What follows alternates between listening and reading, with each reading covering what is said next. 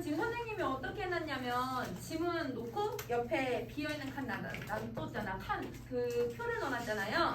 표에 뭘 하냐면 내용 메모는 여러분 읽으면서 칸이 좀 부족하면 거기다가 각 문단별로 정리를 해주면 되고, 그 다음에다 구절풀이는 선생님이 얘들아 이거 비슷한 말이 뭐야? 비슷한 말이 뭐냐고 계속 물어보잖아. 학교 선생님들께서도 밑줄 긋고 구절이 비슷한 말로 바꿔가지고 문제를 내시니까 여러분 그거 연습을 해보려고 해놓은 거야. 그래서 구절풀이는 선생님이 요거 얘들아 똑같은 말이 뭐가 있을까라고 하는 부분들은 거기다가 정리해 줄 거야.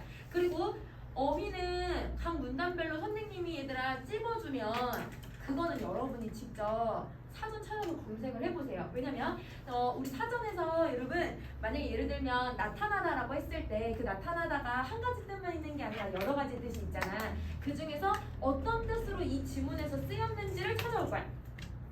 그래서 그거는 여러분 어휘는 선생님 정해주면 이거는 숙제로 해올 거 알겠죠? 그래서 선생님 만약에 얘들아 지연되다라는 말을 적어주면 그거랑 비슷한 말 유의어도 생각해보고 여러분 그 단어 찾아보고, 그래서 여러분 어휘가 그래도 좀 시험에 많이 나왔으니까 그거 연습을 한번 해볼 거야 알겠죠? 자 그러면 여러분 우선은 비타민 K부터 한번 가보도록 할게요. 1문단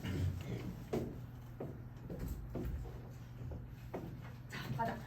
혈액은 세포에 필요한 물질을 공급하고 노폐물을 제거한대요. 그러면 이 혈액이 가지고 있는 기능에 대해서 설명을 했네요. 그래서 첫 번째 문장은 혈액의 기능이에요.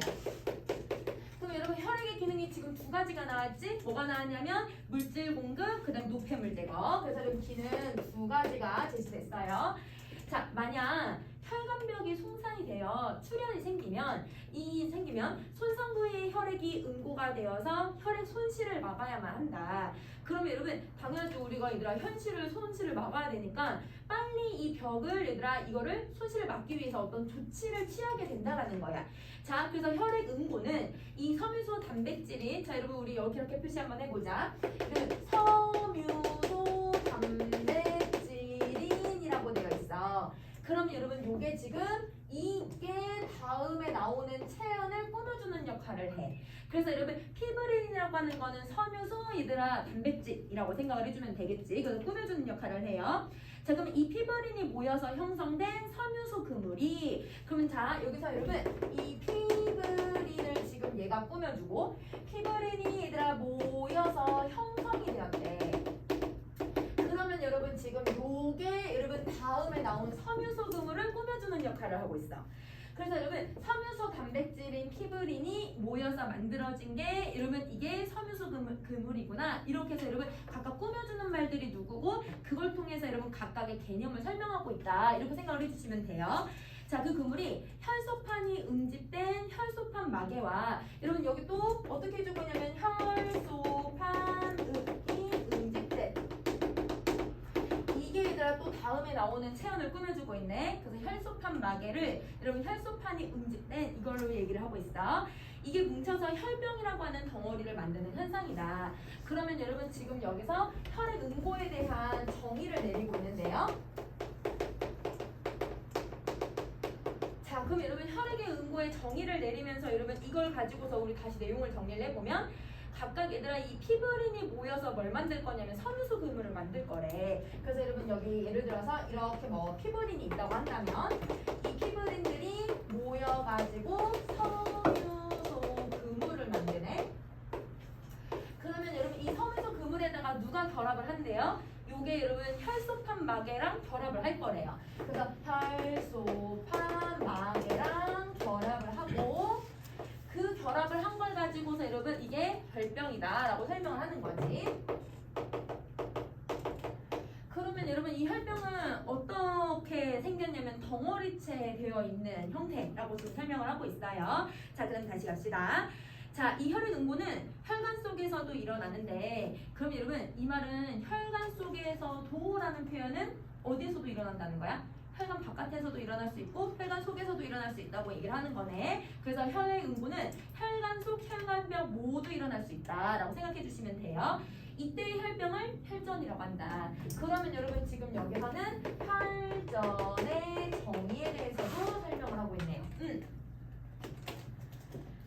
자, 그러면 여러분 혈관 속에서 일어나고 있는 혈병을 혈전. 근데 이제 혈관 바깥에서 일어나는 거는 그냥 혈병 이렇게 생각을 해주면 될 것 같아. 이물질이 쌓여서 동맥 내벽에 두꺼워지는 동맥경화가 일어나면 여러분 동맥경화의 개념도 나와 있는 거 지금 이해되니? 여러분 이물질이 쌓여서 동맥 내벽이 두꺼워지는 게 동맥경화래요. 그러면 이게 경화에 대해서 여러분 지금 또 정의를 내려주고 있어요.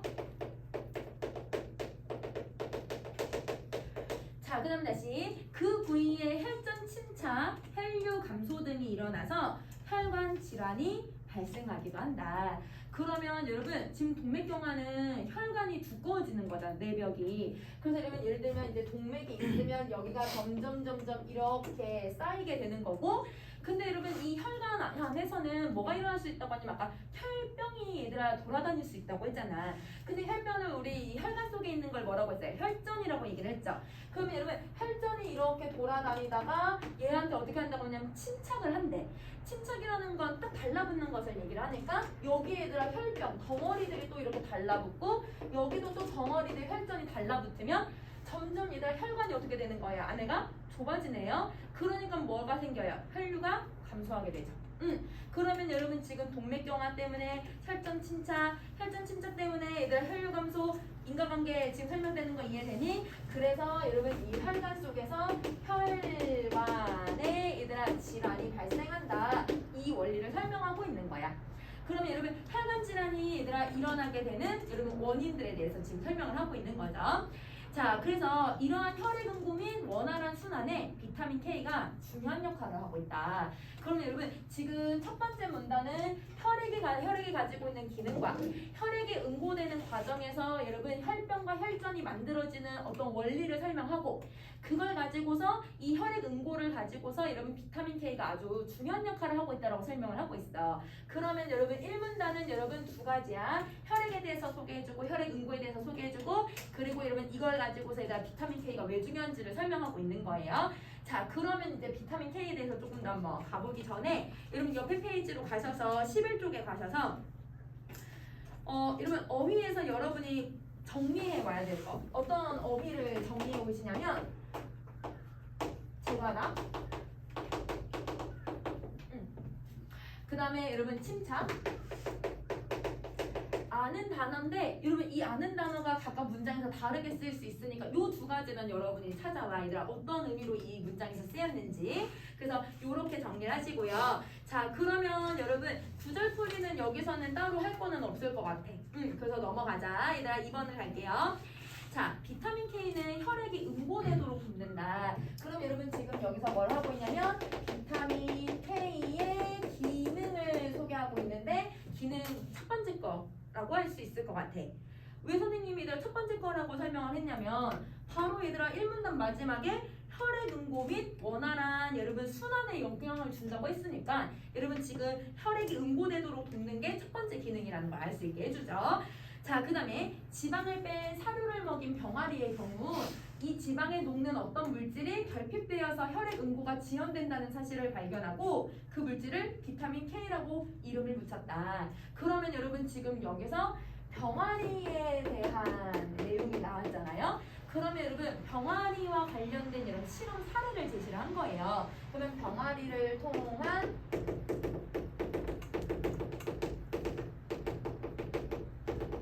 실험 사례를 보여줬고 이 실험 사례를 통해서 얘들아 뭘 보여주려고 하냐면 비타민 K가 왜 왜 발견이 되었고 비타민 K가 얘들아 무슨 기능을 가지고 있는지 보여주는 역할을 하고 있는 거네. 그래서 얘는 비타민 K의 기능을 제시하기 위해서 이 사례를 보여주고 있다.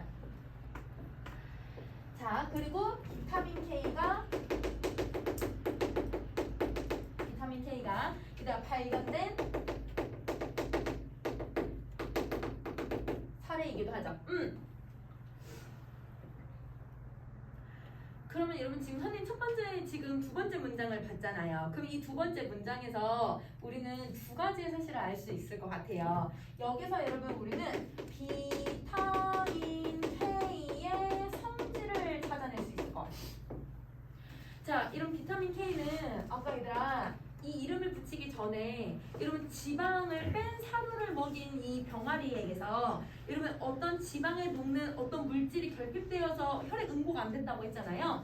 근데 그 어떤 물질의 이름이 뭐였어요? 비타민 K였잖아요. 그럼 비타민 K는 어떤 성질을 가지고 있냐면 지방에 녹는 성질을 가지고 있는 거네. 그래서 여러분 비타민 K는 지방에 녹는 성질을 가지고 있다. 이거를 여러분이 이 문장에서 찾아줘야 될 것 같아.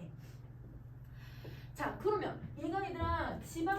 얘들아 지방을 같이 안 먹였더니 얘들아 이게 안 만들어졌지. 혈액 응고가 얘들아 안 되고 있었잖아요. 혈액 응고가 안 된다는 건 병아리에게 비타민 K가 공급이 안 됐다는 뜻인 거네. 지방을 안 먹였더니. 그럼 여러분 이 지방이랑 비타민 K를 어떻게 해야 되는 거예요? 같이 섭취를 해야만 혈액 응고에 영향을 받을 수 있다는 거네요. 그래서 여러분 두 번째는 무슨 성질을 가지고 있냐면 비타민 K는 지방과 같이 섭취해야 된다.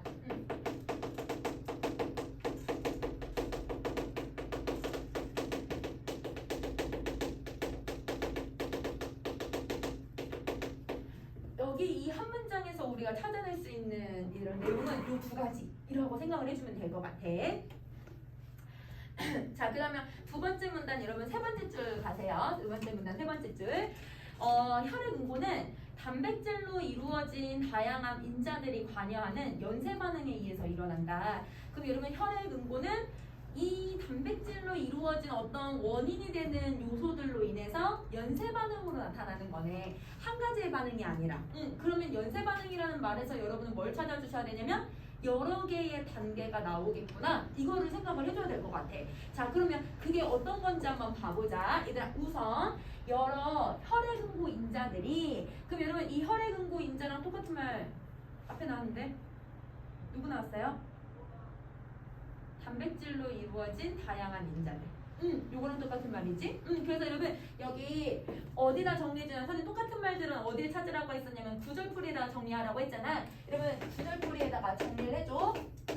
자, 구절풀이에다가 혈액 응고 인자는요 단백질로 이루어진 다양한 인자야. 이렇게 정리를 해주자. 그럼 정리 다 하셨으면 그럼 다시 선생님 지금 네 번째 줄 읽을게요.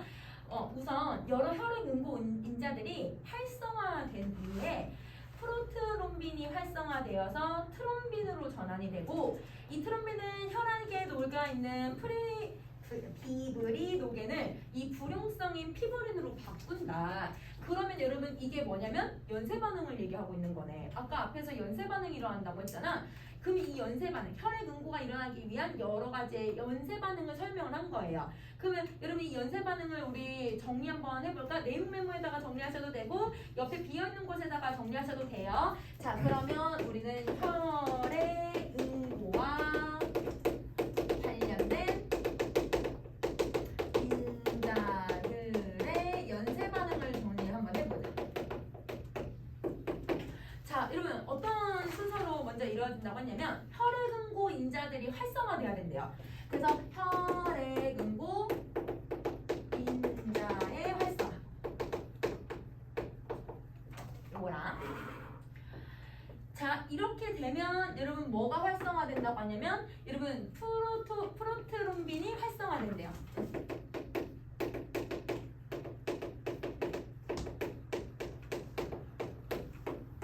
자, 그 다음에 세 번째는 여러분 이게 여러분 누구로 전환된다고 하냐면 트롬빈으로 전환이 된대요. 그래서 여러분 트롬빈으로 전환이 되고 근데 이 트롬빈이 여러분 이제 누구에게 피브리노겐이라고 하는 애가 있는데 이 노겐에 얘가 적용이 되어서 피브린이라고 하는 성분으로 바꿔버린다. 자, 그러면 여러분 이걸로 전환이 되게 만들어 버리는데 근데 여러분 피브린은 어떤 속성을 가지고 있다고 얘기를 했냐면 불용성의 성질을 가지게 된다고 얘기를 하네. 자, 근데 여러분 다시 내용을 보면 여러분 혈액에 녹아있던 피브리노겐을 불용성으로 바꿔버린다라고 하는 이 말에서 우리는 뭘 유추할 수가 있냐면 피브리노겐은 불용성이 아니었네. 그럼 불용성의 반대말은 여러분 불용성은 물에 안 녹는 성질을 얘기하는데 얘의 반대말은 물에 녹는다라는 말로 표현해주면 되잖아요. 수용성이에요. 그러면 여러분 피부리 녹에는 수용성의 성질을 가지고 있는 애인데 그래서 피 속에 녹아 있었던 건데 근데 여러분 이 피부리는 안 녹는 성질로 바뀐다 이렇게 얘기를 하고 있는 거지. 자 그러면 여러분 이 피부린이 아까 뭐였어?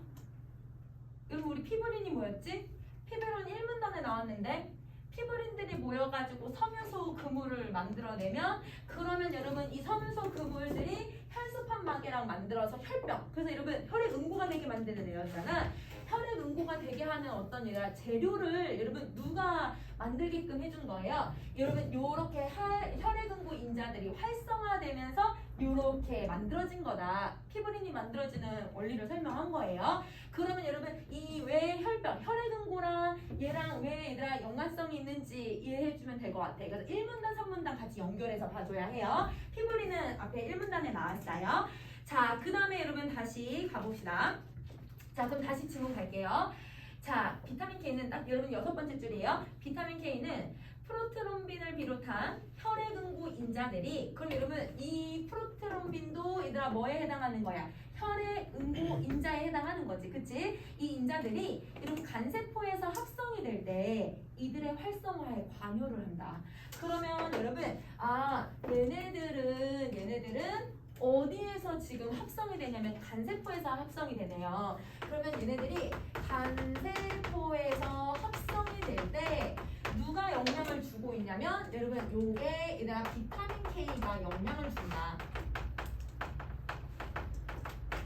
그럼 여러분 비타민 K는 여러분 누구에게 영향을 주는 거냐면 저 여러분 혈액응고 인자들한테 영향을 주고 있는 거야.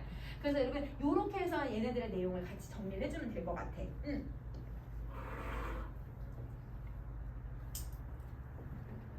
자, 그럼 다시 갈게요. 자, 이때 활성화는 칼슘 이온과 결합을 통해서 일어나게 되는데 이들 혈액 단백질이 칼슘 이온과 결합을 하려면 카르복실화가 되어 있어야 한다. 그 얘기까지. 자, 여러분 지금 여기서 활성화가 이루어지려면 누구하고 칼슘 이온이 결합이 돼야 된다고 지금 설명을 하는 거예요? 혈액응고 인자들 얘가 활성화돼야 되는 거니까. 그치? 그러면 여러분 다시 정리를 한번 해볼게. 그러면 활성화가 되는 과정을 한번 정리를 해볼 거야. 자, 여러분 활성화는 칼슘 이온에다가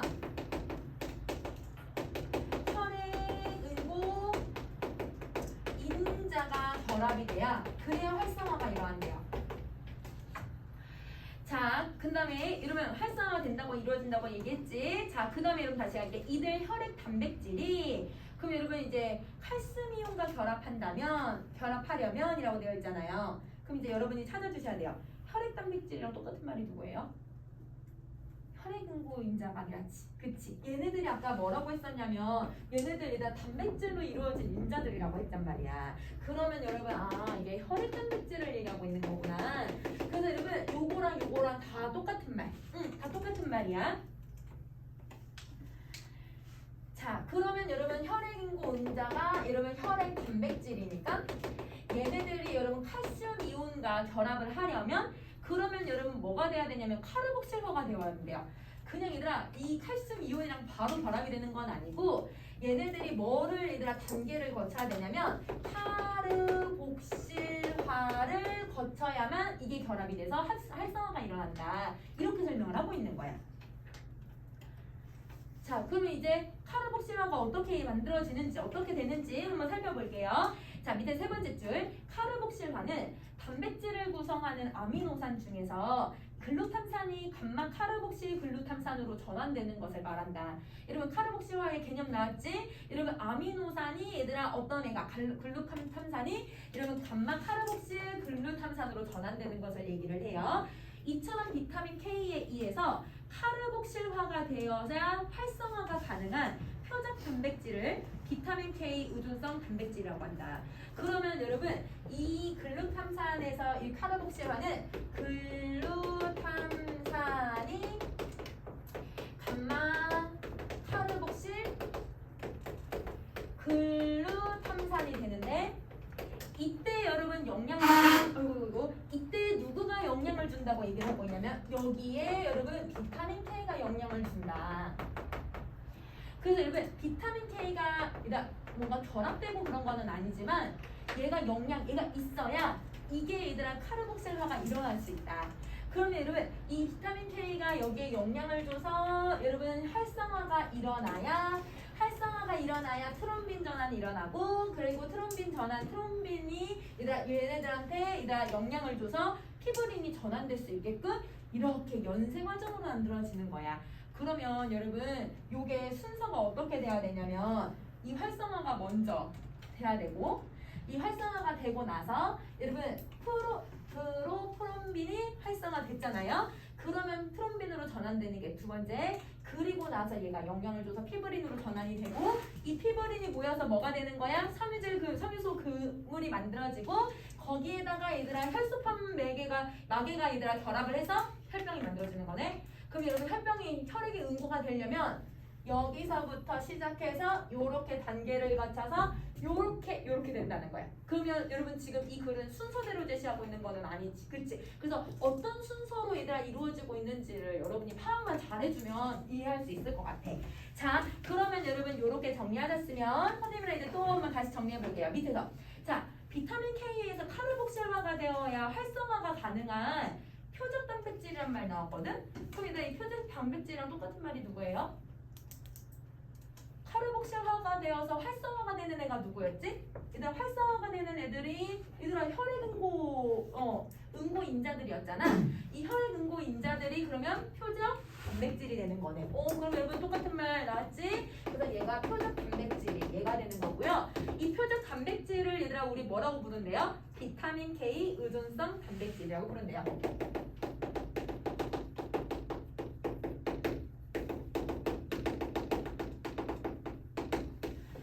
여러분 요렇게 얘네들의 개념을 비슷한 말들을 같이 이렇게 정리를 해주면 좋을 것 같아. 그래서 여러분 이 두 번째 문단은 사실 이게 지금 여러분 6월 모의고사 알잖아요. 올해 고3 친구들이 얘들아 이 지문 좀 많이 어려워했어. 왜냐면 이 비슷한 말들이 어떤 게 연결이 잘 매칭을 못 시켜가지고 좀 많이 어려워했어가지고 비슷한 말들 좀 같이 기억을 해주면 좋을 것 같아.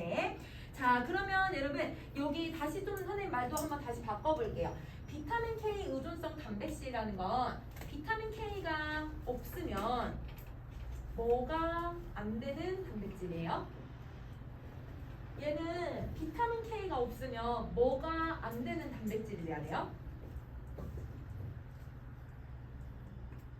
활성화. 일단 활성화.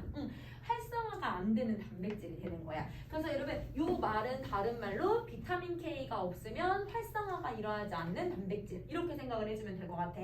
자, 그럼 두 번째 문단 다 했으니까 이제 세 번째 문단 가자. 세 번째 문단은 조금 짧아요. 자, 갑시다.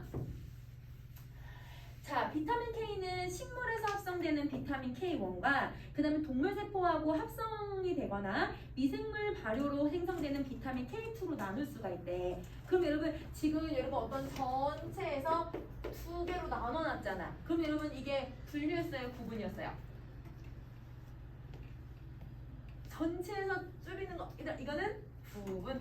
일단 구분을 해놓은 거야. 그래서 여러분 여기서는 비타민 K를 두 개로 구분을 해놓고 있다라고 정리를 해주면 될 것 같아. 구분이야.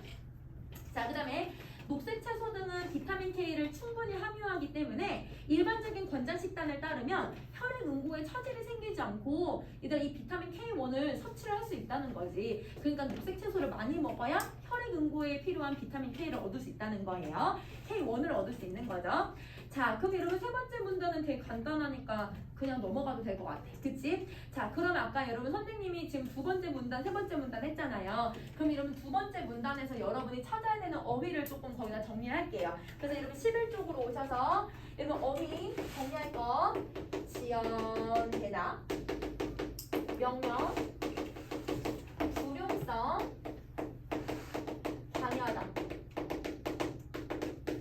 그래서 여러분 사전 찾을 때 여러분 요거의 의미가 여러 개가 있으면 문장에서 어떤 게 쓰였는지를 생각을 해보고 이러면 답이 이렇게 찾았을 때 하나밖에 없으면 요거의 아래 보면 유의어들이 있거든요.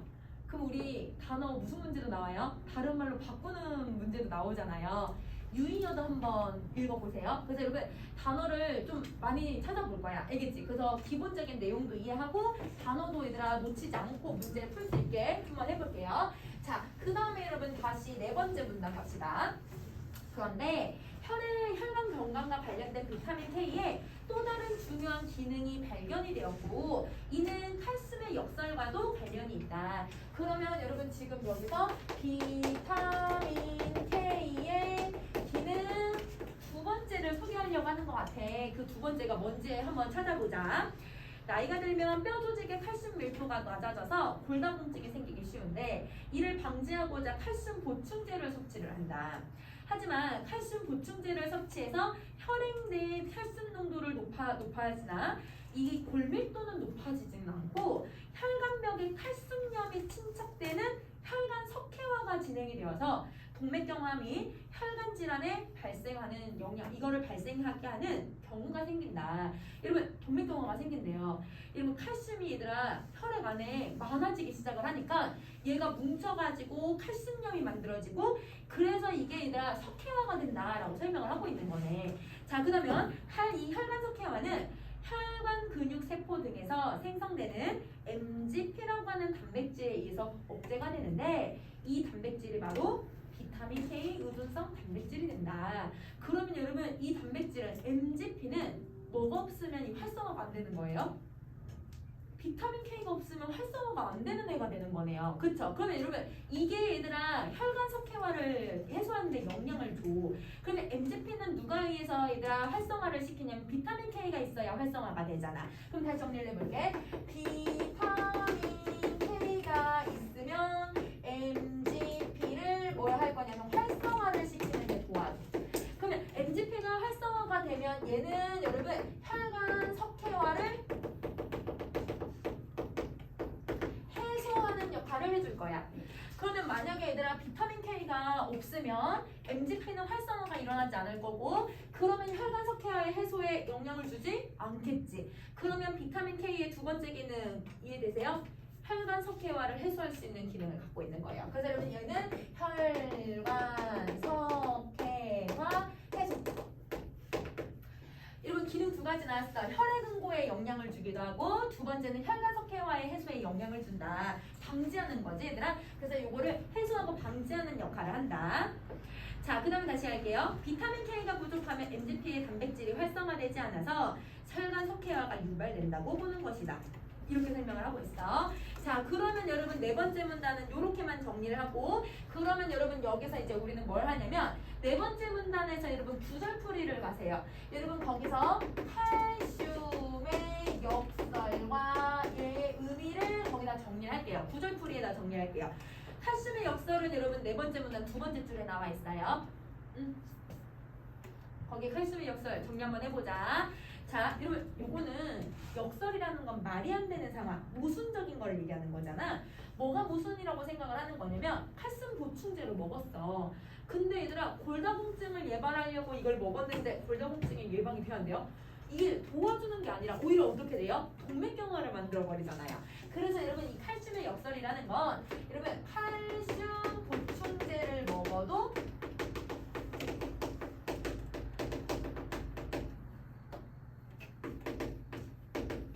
뼈 조직에서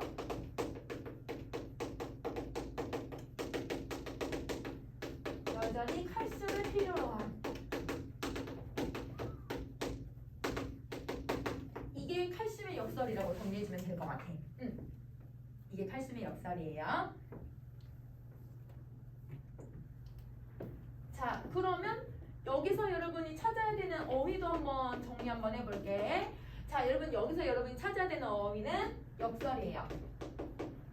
그리고 방지하다예요. 그리고 들다예요. 그래서 여러분 요 세 가지의 단어는 다시 한번 찾아보세요. 자, 그러면 여러분 정리 다 하셨으면 그럼 이제 다음 페이지로 갑시다.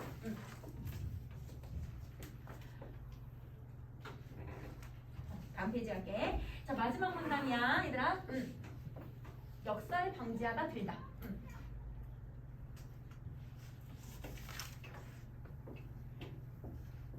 자, 번째 문단. 자, 아까 얘들아 우리 세 번째 문단에서 비타민을 뭐하고 뭐로 구분을 했어요? 비타민 K1하고 K2로 나눴죠. 그쵸? 그래서 여러분 다섯 번째 문단이 그거에 대한 내용이야. 비타민 K1과 K2는 모두 비타민 K 의존성 단백질의 활성화를 유도한대. 그럼 여러분 이 둘의 뭐가 되는 거야? 공통점이네. 그렇지. 거기다 공이라고 딱 써줘.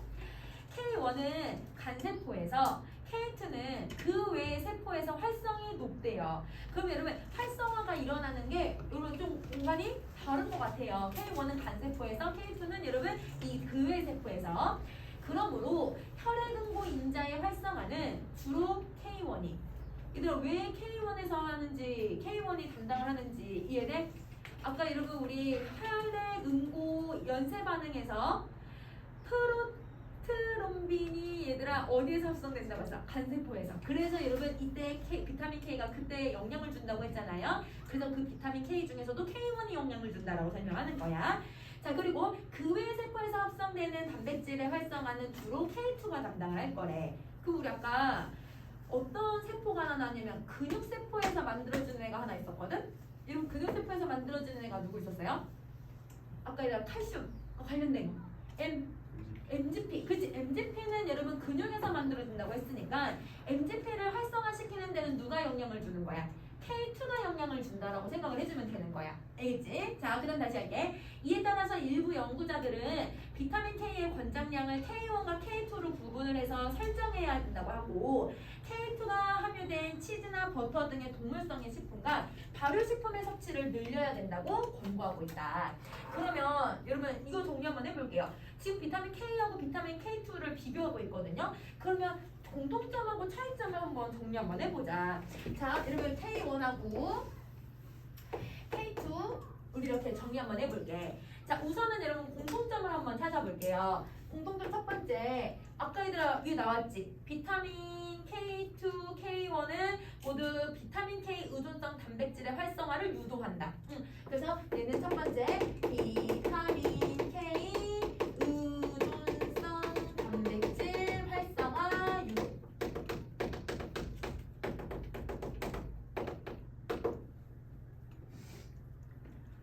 근데 여러분 또 공통점이 하나 더 있다. 여기 본문은 안 나왔지만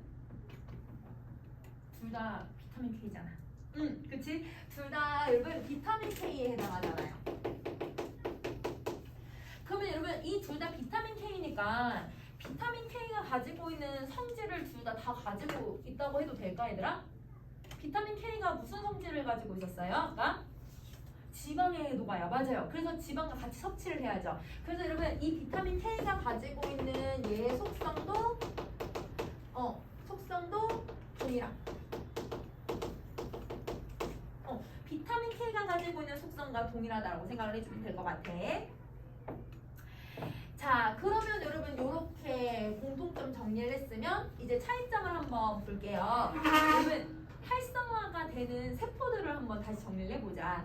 여러분 K1은 어디에서 활성화가 많이 일어난다고 했어요? 간세포. 그렇지. 그래서 간세포에서 활성화가 많이 된다. 자, K2는 그 외의 세포에서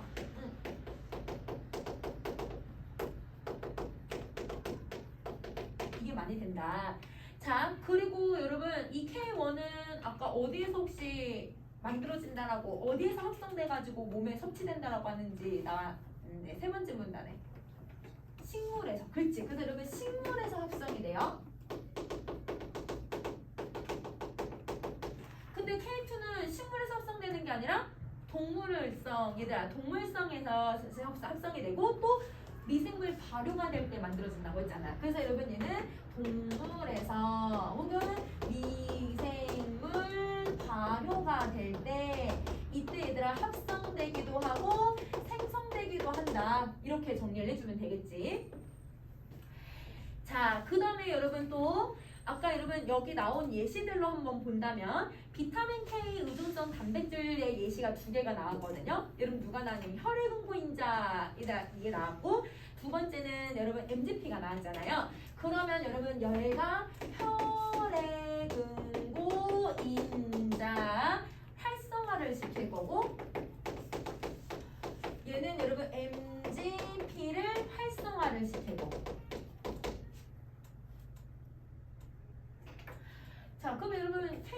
비타민을 섭취하기 위해서는 뭘 먹으라고 했어? 녹색 채소. 그치? 녹색 채소. 그래서 녹색 채소를 일단 권장량에 맞춰서만 먹어도 충분히 비타민 K를 얻을 수 있다고 했어. 근데 여러분 K2는 뭘 먹으라고 했어요? 치즈나 그치 여러분 아니면 버터 등의 동물성 식품을 먹으라고 했어요. 그래서 여러분 치즈나 버터 등 동물성 식품을 먹으라고 했고, 근데 이것만 먹으라고 한 게 아닌데 발효식품에서도 그치. 그래서 여러분 발효식품을 통해서도 섭취가 가능하다. 이렇게 정리를 해주면 여러분 K1하고 K2를 같이 정리 다 할 수 있을 것 같아.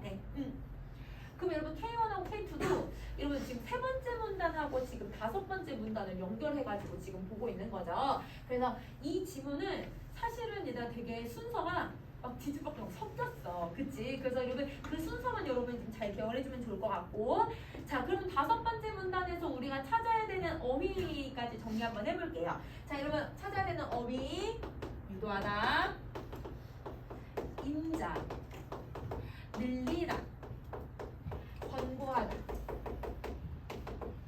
그래서 여러분 어휘 요거 이렇게 얘는 네 가지를 한번 찾아오자. 알겠지? 그래서 여러분 요 지문도 시험에서 저 6월 모의고사에서는 지문에 이제 어휘 문제가 나왔으니까 그 어휘를 좀 기억을 해주면 좋을 것 같아. 자 여러분 12쪽까지 하셨으면 이제 13쪽으로 한번 가보세요.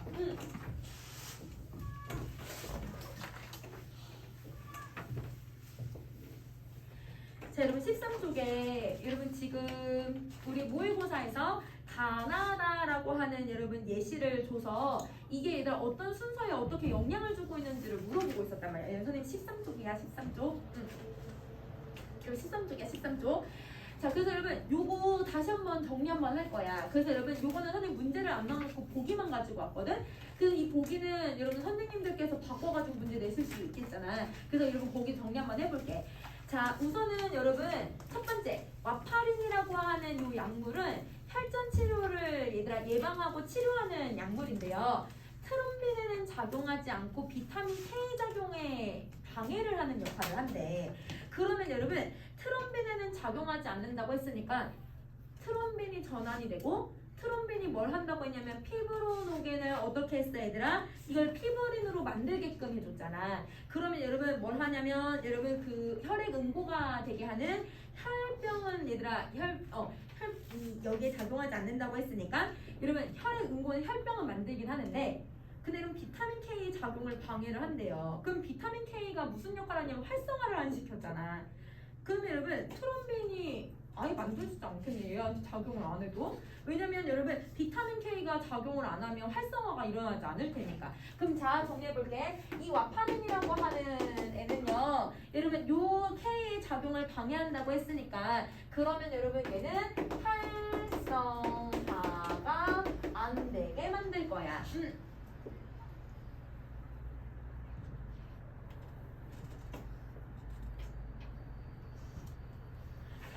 자 그럼 여러분 활성화가 안 되게 하니까 여러분 여기 이렇게 활성화가 안 되면 여러분 당연히 그 다음 단계들이 안 일어나겠죠. 그래서 요건 이렇게 정리해 주시면 되고, 나를 가세요.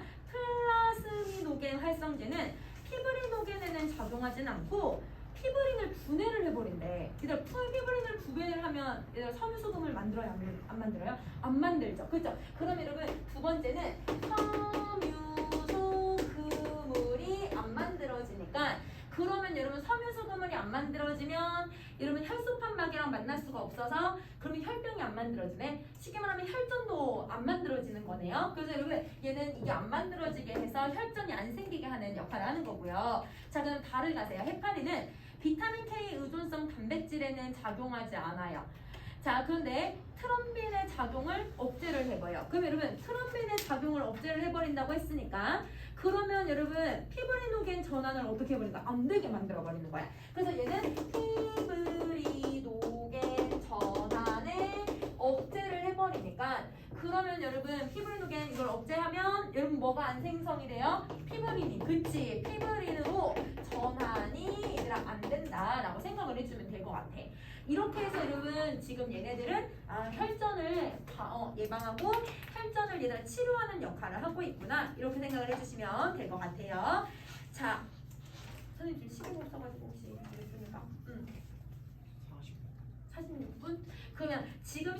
시간을 하고 그 다음에 여러분 선생님이 신호를 갈게요. 시간 좀 기니까 여러분 지금 쉬는 시간을 할게요.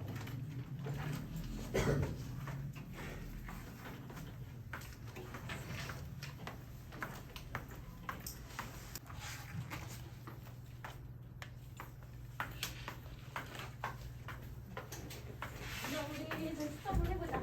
자, 어디 가냐면 여러분 사 쪽으로 다시 가세요. 사 쪽에 얘들아 우리 저번에 시험에 들어갈 줄 알고 미리 했던 건데 그거 다시 한번 해보자.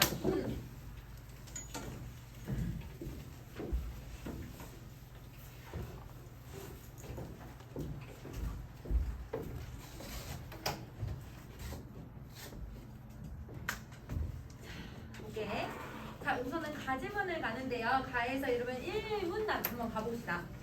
전국시대의 혼란을 종식한 진은 이 분석 행위를 단행하면서 사상 통제를 기도했다. 여러분 여기서 기도했다라는 거는 이 통제를 했다, 이걸 완료했다, 이걸 시행했다 이런 의미가 되는 거지. 그러면 여러분 여기서 이제 진나라 이전에 전국시대가 있었고 이 전국시대에 너무 많은 나라들과 너무 많은 사상들이 있다 보니까 그거를 여러분 이 진나라가 분석 행위를 통해서 얘들아 이걸 통제를 했대요. 그러면 여러분 얘는 사상을 통제했던 나라라고 생각을 해주면 될 것 같아.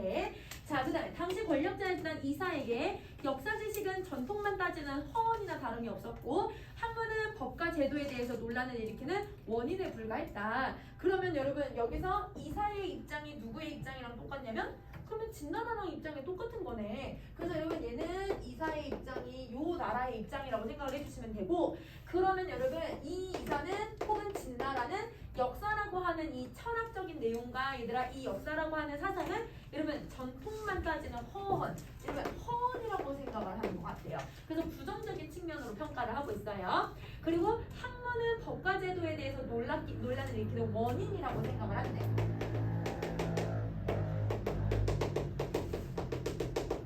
그래서 여러분 이 역사와 학문이라고 하는 이 사상들을 모두 다 얘들아 통제하려고 했던 게 바로 여러분 이 진나라였다라고 생각을 해주면 되겠지.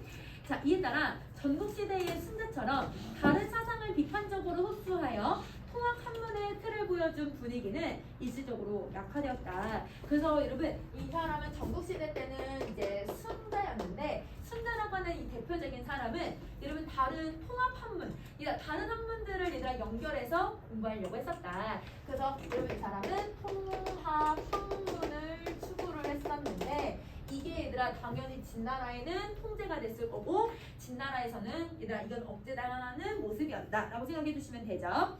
이에 한나라 초기의 사상가들의 과제는 진의 멸망 원인을 분석하고 이에 기초한 안정적인 통치 방안을 제시를 하여 힘의 지배를 숭상하던 당시 지배 세력의 태도를 극복하려고 했었다.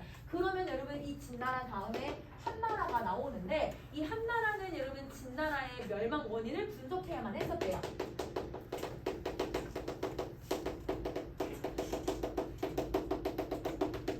자, 그럼 멸망 원인을 분석하면서 여러분 이걸 가지고서 여러분 안정적인 통치 체제를 만들어야 했었고 그러면 이 말은 여러분 진나라에서는 안정적인 통치가 제대로 이루어지지 않았던 것 같아. 그치? 자, 그리고 힘의 지배를 숭상하던 당시 지배 세력의 태도를 일단 고치려고 극복해야 된다고 했었으니까 그럼 여러분 진나라는 힘의 지배를 숭상하고 있었다. 그래서 여러분 이제 진시황은 무조건 얘들아 권력으로 얘들아 아주 이 사람들을 통제를 엄격하게 해버렸죠. 힘을 가지면 여러분 모든 게 다 될 거라고 생각을 했던 거야. 학문 이런 거 필요 없어. 힘만 있으면 돼. 이렇게 생각을 했던 거죠. 그래서 이런 과제에 부응했던 대표적인 사상가는 육가였다. 그래서 여러분 한나라를 대표하는 사람은 육가가 되는 거죠. 그래서 육가의 생각이 한나라의 생각이고 한나라의 지배 통치 이념은 여러분 육가의 사상과 비슷했다라고 생각을 해주면 될 것 같아. 자, 그러면 여러분 두 번째 문단 한번 가볼게요.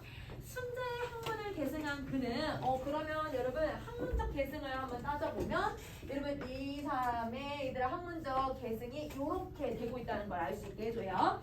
자, 그는 한 고조의 임금님의 치국개책 요구에 부응해서 치국개책이라는 건 나라를 안정적으로 다스릴 수 있는 방법 그 방법을 달라라고 했으니 그래서 그걸 부응해서 신어를 저주를 했다.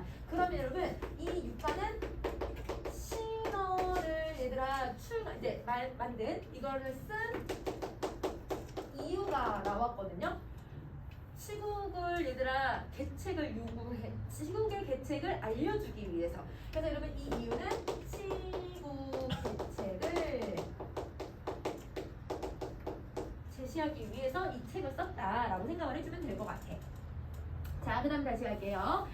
자, 그래서 여기서 이제 이 책을 통해서 그는 진의 단명 원인을 여러분 여기서 우리는 단명 원인 이 진의 단명이랑 비슷한 말을 아까 위에서 비슷한 말 나왔던 것 같아. 진의 멸망. 이렇게 생각을 해주면 되겠지? 진의 단명 원인을 가혹한 형벌의 남용. 일단 원인 하나 나왔어요. 그 다음에 일단 법률에 의거한 통치 원인 2개 나왔어요. 군주의 교만과 사치 3번째 나왔네요. 현명하지 못한 인재등용 4개 나왔어요. 그래서 여러분 이 신어에 담겨져 있는 내용은 첫 번째 뭐가 나왔냐면 진의 멸망 원인을 얘기를 했어.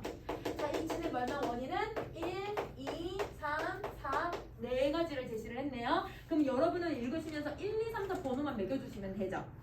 가혹한 형벌, 그 다음에 법률에 의한 통치, 군주와 교만과 사치, 그 다음에 여러분 현명하지 못한 인재등용 이렇게 4가지 정리해주시면 돼요. 진의 사상 통제가 나온 폐해를 거론하면서 그럼 여러분 이것뿐만 아니라 이 책 내용에는 뭐가 들어가 있냐면 진의 사상 통제의 폐해도 제시를 했대요. 그래서 진의 사상 통제가 불러일으킨 폐해가 뭐였는지를 제시해주고 그래서 항고주에게 지식과 학문의 중요성을 설득하려고 했었다. 그래서 여러분 이 2가지의 내용을 가지고서 신화의 무슨 내용을 다루고 있냐면 학문과 역사책이 얼마나 중요한지를 보여주려고 했었대요. 그래서 여러분 학문과 사상의 중요성 제시.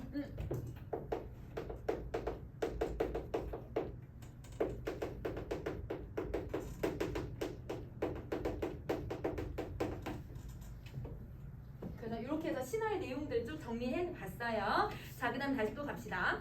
그래서 그에게 지식의 핵심은 현실 정치에 도움을 주는 역사 지식이었다. 그러면 여러분 여기서 이 지식이라는 건 쉽게 말하면 역사를 가리키는 말인 거네. 그치? 자, 그러면 여러분 우리 지금 2번째 문단 중간까지 왔거든 얘들아. 그러면 2번째 문단에서 여러분 우리 구절풀이에다가 정리 좀 한번 해봅시다. 5페이지에 구절풀이에 아까 일단 진의 단명이라고 하는 게 진의 멸망을 얘기하고요.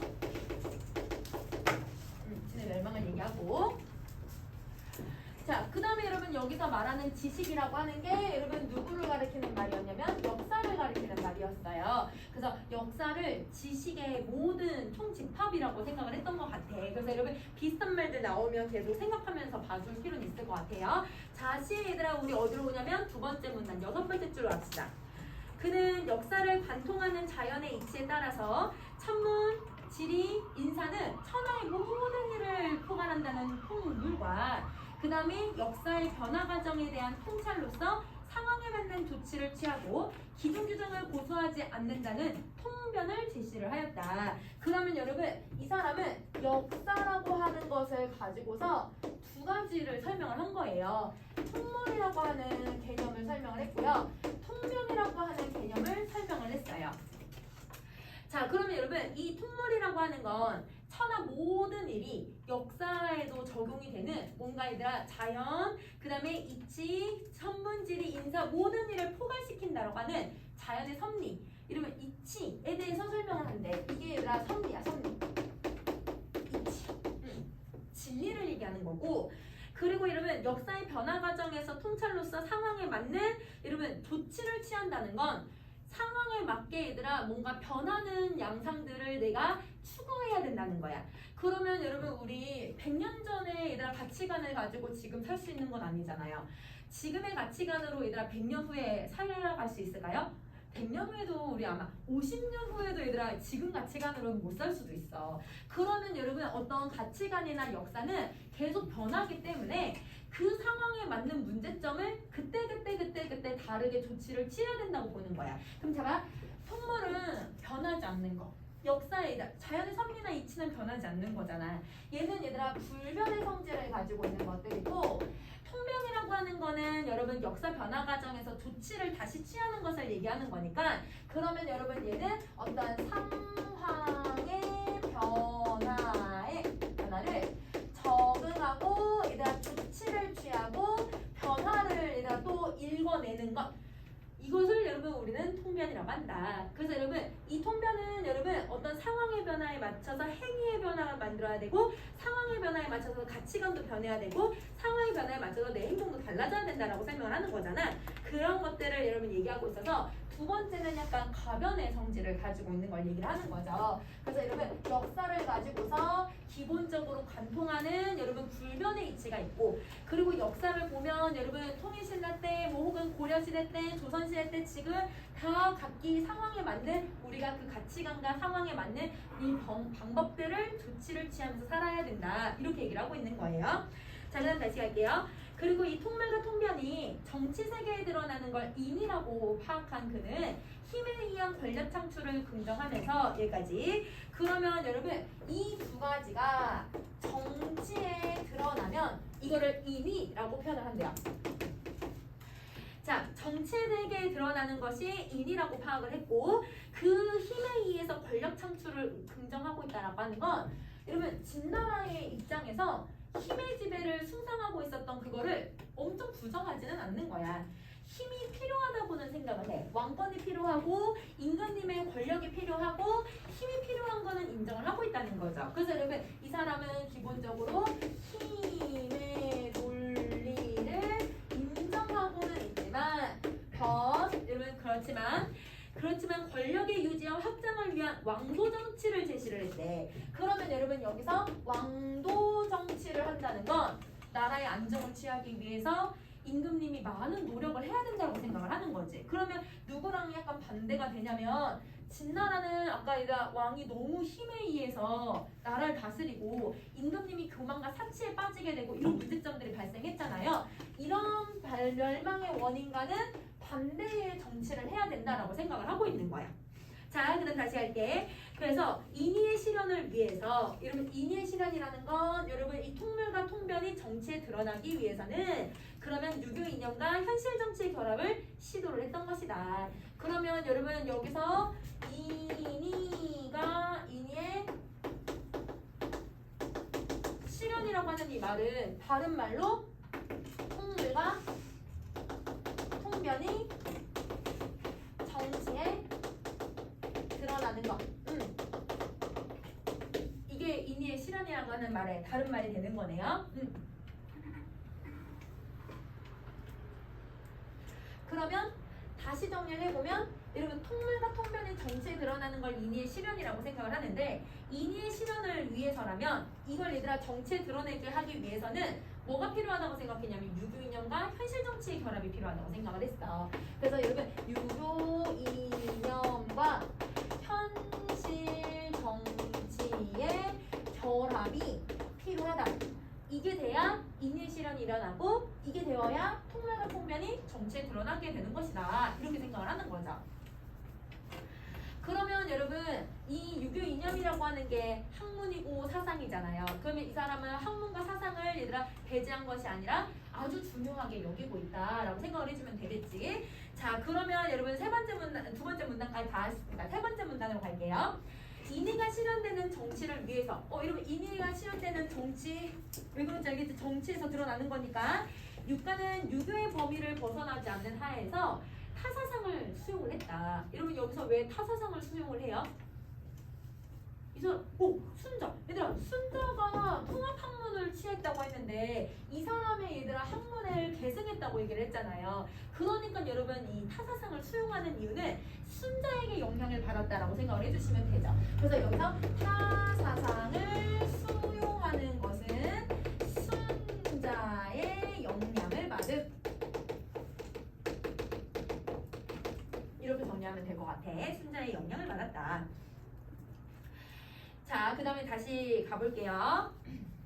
자, 예와 질서를 중시하면서 교화 정치를 강조하는 유교를 중심으로 도가의 무의, 법가의 권세를 끌어들였던 것이다. 그러면 여러분 유교 사상에다가 그 다음에 도교 사상에다가 그 다음에 얘들아 법가 사상을 같이 다 얘들아 통합을 시켰던 거야. 그러면 여러분 유교 사상에서는 뭐하고 뭐를 중요시 여겼어 얘들아? 예, 질서, 교화 정치. 이 세 가지를 중요시 여겼죠. 그래서 여러분 예, 질서, 교화 정치. 이걸 중시 여겼고 그 다음에 여러분 도가에서는 뭘 중요시 여기냐면 무의 사상을 받아들이네. 법가에서는 뭘 받아들였어요? 권세를 받아들였어요. 이 세 가지를 이걸 해서 여러분 뭘 해야 된다고 하냐면 인의가 신이 실현되게끔 했다.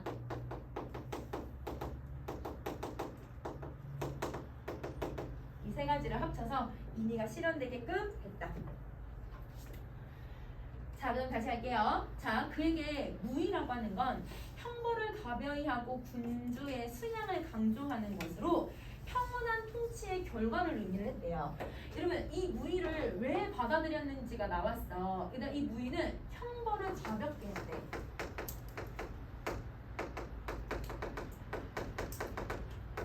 일단 왜 형벌을 가볍게 해야 된다고 생각을 한 거예요? 진나라가 형벌의 남용을 했잖아. 그치? 그래서 여러분 이 형벌의 남용을 어떻게 하려고? 개선하려고. 그러면 진나라의 문제점을 개선하기 위해서 여러분 무의사상을 받아들인 거지. 그러면 여러분 선생님이 아까 진의 문제점 1번이랑 연결을 시켜주시면 될 것 같아요. 자, 그 다음에 다시 그리고 여러분 또 군주의 수양을 강조했대요. 그래서 군주의 수양을 강조한 이유는 뭐예요? 군주가 바라요. 그렇지. 여러분 교만과 얘들아 사치를 안 할 거 아니에요. 그렇죠? 그러면 여러분 세 번째 문제점이 교만과 사치죠. 그래서 여러분 군주의 교만과 사치를 극복하기 위해서 이걸 하고 있다.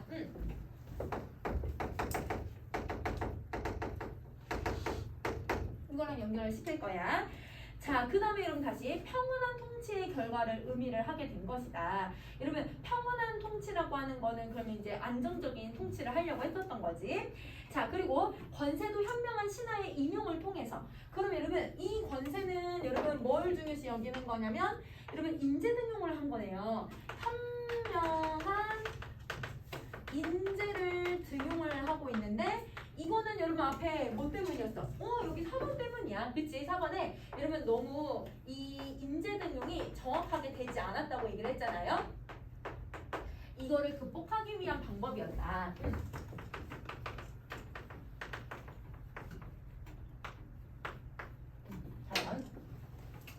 자, 그 다음에 다시 그래서 정치 권력의 안정을 도모하는 방향성을 가진 것이기 때문에 원래 그것과 차별이 되었다. 그러면 여러분 아까 문제점이 여러분 법률에만 의거했다고 했잖아요. 법률에만 의거하지 않고 뭐 한 거예요? 유교와 도교와 법과와 그 다음에 여러분 역사와 모든 것을 통합해서 지금 받아들이고 있지. 그러면 여러분 이 통합 사상을 받아들인 이 사상을 수용했다라고 하는 게 바로 여러분 요게 여러분 뭘 하려고 했던 거예요? 이 당시에 내가 아까 금방 어디까지 읽었지? 정치 권리 안.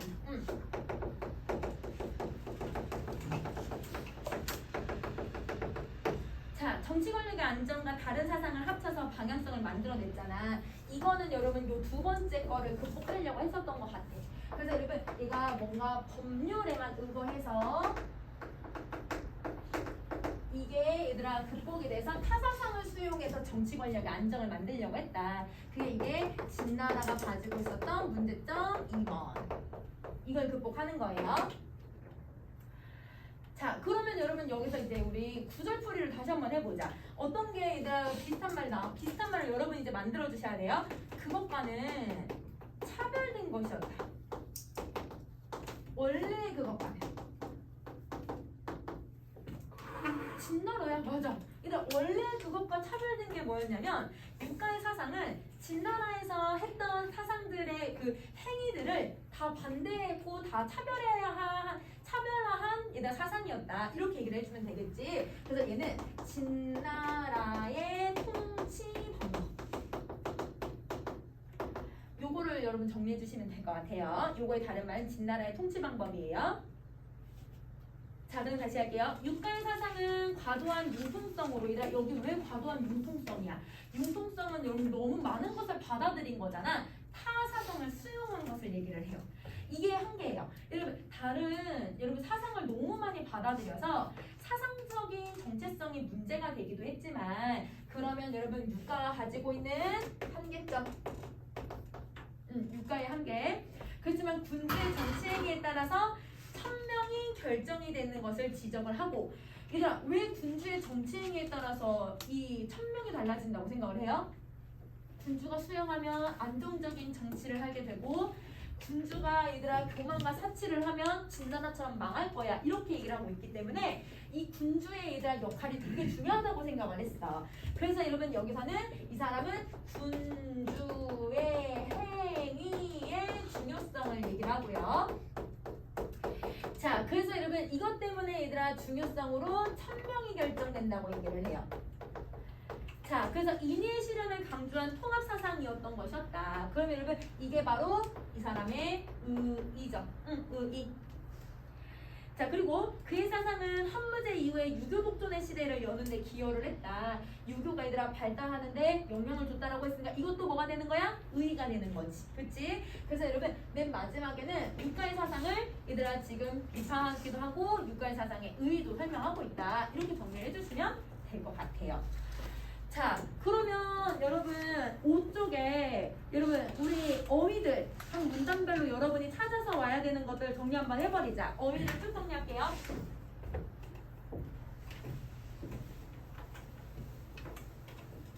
자, 우선은 여러분 첫 번째 문장에서 여러분 뭘 찾아오시냐면 비교하라. 이때 문장에서 어떤 의미로 쓰였는지 찾아올 거야. 헌, 기초하다, 부응하다, 수상하다, 흡수하다. 흡수하다. 이렇게 6가지 1문단에서 찾을 거고. 자, 두 번째 문단. 대책, 변명, 봉안, 취하다, 고소하다. 이렇게. 자, 그 다음 세 번째 문단 끌어들이다. 요거 찾아보실 거예요. 자, 그 다음에 네 번째 문단 과도하다, 독존, 열다. 요렇게. 그래서 각 문단에서 어떤 의미로 쓰였는지를 찾아와서 선생님이랑 나중에 비교를 한번 해보자. 자, 그러면 여러분 여기까지 정리 다 하셨으면 여러분 6번째 문단으로 갈게요. 6번째 쪽으로 갈게요. 나지문으로 가자. 치평조랑.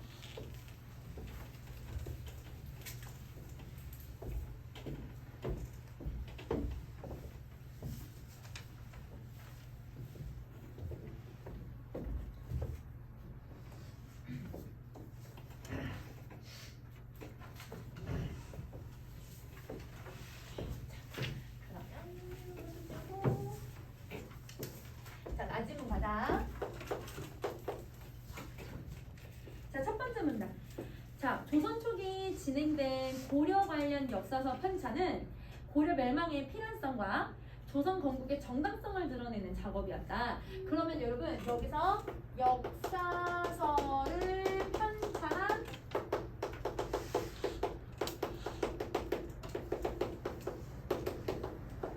이유 두 가지 나왔네요.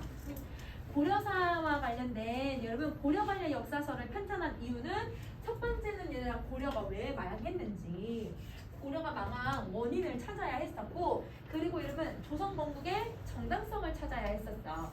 그러면 여러분 이 고려사의 역사서를 편찬한 이유랑 신어를 얘들아 왜 얘들아 만들었는지 왜 썼는지에 대한 이유가 비슷한 것 같아요. 전 나라가 왜 망했는지를 알아내는 거. 그래서 여러분 이 고려사 역사서하고 신화의 공통점은 이전 나라가 멸망한 원인. 이거네. 자, 근데 여러분 이전 나라가 멸망한 원인을 찾는 것도 중요하긴 한데 얘들아 멸망한 원인을 왜 찾아야만 했을까? 나도 그런 수순을 밟으면 안 되잖아. 우리도 얘들아 그렇게 나라가 망하면 안 되니까 그 나라가 망하는 것을 얘들아 방지하기 위해서 우린 저 나라처럼 되지 말아야겠다. 교훈을 얻으려고 하는 거잖아요. 그래서 여러분 요거는 여러분 이렇게 원인을 찾은 이유는 다시 정리를 해보면 여러분 지금 새로운 국가가 만들어졌을 때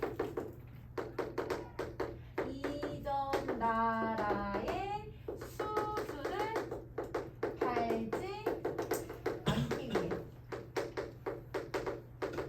그래서 여러분 이렇게 역사서들을 발간했고 그 이유가 왜 망했는지를 찾아내려고 노력을 했었다. 이렇게 생각을 해주면 될 것 같아. 자, 그 다음에 다시 갈게. 편찬자들은 다양한 방식으로 고려와 조선의 차별성을 부각을 했고 이 차별성에 대한 내용이 뭐였을까요? 고려는 이게 안 됐어. 조선은 이걸 잘해. 뭐 이런 내용들을 들어갔겠지. 그치? 고려보다 조선이 뛰어남을 설득하려고 했었던 것이다. 그래서 고려보다 조선이 왜 뛰어나다라고 제시를 해줘야 해요? 나를 만든 정당성을 부여를 해줘야 되잖아. 그치? 위에 나와 있는 말로 정리를 해주면 되는 거지. 그럼 여러분 다시 고려보다 조선이 뛰어남 이거와 비슷한 말이 바로 얘들아 고려 건국의 정당성이라고 생각해 주시면 되네요. 그쵸? 자, 그럼 이제 두 번째 문단 갑시다.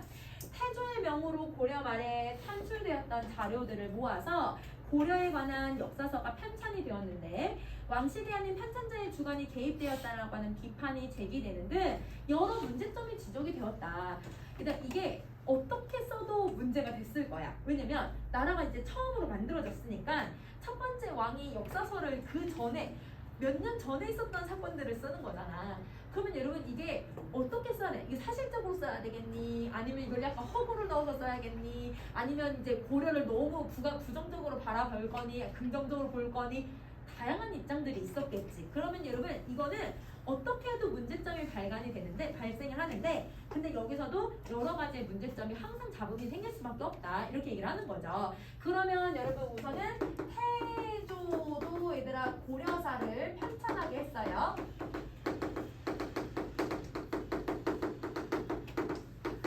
근데 여기서는 이제 문제점이 발생을 한 거죠. 문제점이 발생을 해요. 자, 그 다음 다시 할게요. 이에 태종은 고려의 역사서를 다시 만들려고 했다. 그래서 여러분 이 사람 다음에 태종이 이제 왕위에 올라가니 태종이 얘들아 뭘 하냐면 이 문제점이 발생된 고려사를 다시 편찬하라고 얘기를 해요. 그래서 여러분 재편찬을 명하자. 그러면 여러분 재편찬이 왜 됐는지 알겠지? 요거 때문에 그래 얘들아 문제점이 발생했기 때문에. 자, 그 다음에 여러분 다시 네 번째. 이후 고려의 용어들을 그대로 싣자는 주장, 그리고 유교적인 사대주의에 따라서 명분에 맞춰서 고쳐 쓰자는 주장, 이게 맞서는 등 세종 때까지도 이 논란이 계속되었다. 여기까지. 그러면 여러분 재편찬을 명했을 때에도 사실은 뭐가 생겨나면 문제점이 발생을 한 거예요. 그러면 여러분 이 문제점이 발생을 했을 때 고려의 용어를 그대로 싣자라는 건 최대한 정보를 사실적으로 표기를 해보자는 거잖아요. 그래서 여러분 사실적으로 표현을 할 거냐 아니면 명분에 맞게 우리가 고쳐 쓰자. 그럼 여러분 얘는 명분적으로 명분을 중요시 여길 것인지 이 두 가지를 고민을 했다는 거야. 자, 여러분 여기서의 그러면 명분은 뭐였을까요? 조선 건국의 정당성을 얘기를 해야죠. 고려는 이래서 망할 수밖에 없었어. 조선을 더 돋보이게 만들어야만 했었던 거야. 그러면 여기서의 명분은 조선 건국의 정당성을 강조하고자 하는 목적으로 이렇게 하자라고 주장을 했었겠지. 자, 그게 얘들아 어떻게 되냐면 여러분 세종 때까지 계속 이어졌고요. 결국 이제 문종 때에 와서 다음 페이지 다음 문장 가세요. 고려 문종 때에 이르러서 고려사 편찬이 완성이 되었다. 그래서 여러분 고려사 완성. 그러면 여러분 역사서를 발간을 하는데 여러 가지의 입장이 있다 보니까 역사서 편찬이 그렇게 쉬운 게 아니다. 이렇게 여러분 다양한 문제점들이 발생을 하고 다양한 얘들아 왕을 거쳐서 이 역사서가 만들어졌다. 이렇게 얘기를 하고 있는 거야. 자, 그 다음에 다시 갈게요. 자, 이 과정에서 역사 연구에 관심을 기울인 세종은 경서가 학문의 근본이라면 역사서는 학문의 현실을 구현하는 것으로 파악을 하고 여기까지. 그러면 여러분 세종은 사고 정리할까? 여러분 어차피 계속 세종대왕 얘기 나올 거니까. 여러분 세종은 어떻게 생각을 했냐면 첫 번째 경서하고 여러분 그 다음에 역사서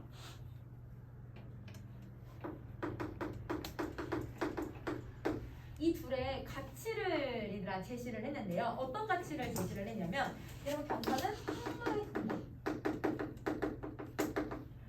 자, 역사서는 학문을 현실에 구현하는 것.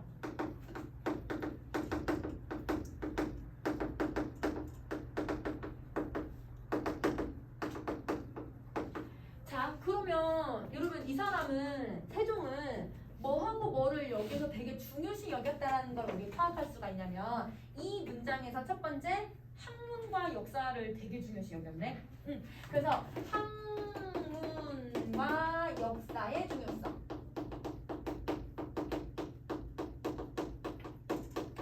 강조했고요. 육가랑 내용이 좀 비슷한 부분이 있는 것 같아요. 여러분 육가도 여러분 역사가 여러분 이치를 다루는 통물이 있었고 이 역사가 얘들아 시대에 따라서 좀 바뀌어야 된다라고 하는 통변이 있다고 했잖아. 그 역사가 얘들아 이렇게 통물과 통변을 통해서 만들어지면 그러면 그게 얘들아 정치의 실현이 됐을 때 의미가 발생한다고 했죠. 그러면 여러분 이 역사를 가지고서 정치에 실현시키려고 했었던 거네. 육가도. 근데 이 지금 세종대왕도 역사서라는 건 학문을 얘들아 현실에 구현하고 역사서를 통해서 여러분 사상을 얘들아 만들어내고 정치에 실현시킬 수 있다고 생각을 하는 거지. 그래서 여러분 이 사람은 여러분 육가와 입장이 유사하구나 라는 걸 알 수 있게 해줄 것 같아. 그래서 여러분 육가도 학문과 역사의 중요성, 지식과 역사의 중요성 강조했죠. 지식이 다른 말로 뭐라고 했었어요? 아까 여러분 과에서 지식의 다른 말이 뭐였어요? 역사, 그치? 그러면 역사와 학문을 중요시 여겼고 지식과 학문을 중요시 여긴 것처럼 여러분 세종도 학문과 역사를 되게 중요시 여겼다 이렇게 생각해주면 될 것 같아. 자, 그러면 여러분 다시 또 내용을 가보자. 자, 집현전학자들과 경연을 통해서 경서와 역사서에 대한 이해를 계속 쌓아갔었다. 계속 중요성을 강조했다는 거죠. 자, 세 번째. 이런 분위기 속에서 세종은 중국과 우리나라의 흥망성쇠를 담은 치평요란의 편찬을 제시를 했고 집현전의 이 학자들은 원까지의 중국 역사와 고려까지의 우리 역사를 정리를 했다. 그럼 일단 고려사와는 별도로 세종대왕은 여러분 집현전 학자들과 뭘 만들었냐면 치평요람이라고 하는 책을 만든 거네. 이 치평요람은 고려사랑은 별개예요. 자, 그러면 이 치평요람에 들어간 내용을 정리 한번 해보면 들어간 내용 첫 번째 원나라까지의 중국의 역사 흥망성쇠를 다루고 있죠.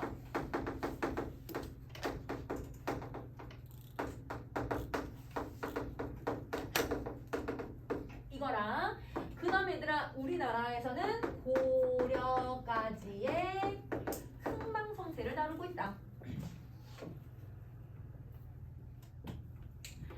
자, 그 다음 다시 정리 과정에서 이 주장적 역사관이 담긴 자치통관 강목에 따라서 역대 국가를 정통과 비정통으로 구분하긴 했지만 편찬 형식 측면에서 강목체를 따르지는 않았다. 그러면 여러분 이 책을 얘들아 고려할 때 누구의 얘들아 영향을 받았냐면 자치통관 강목의 영향을 받았죠.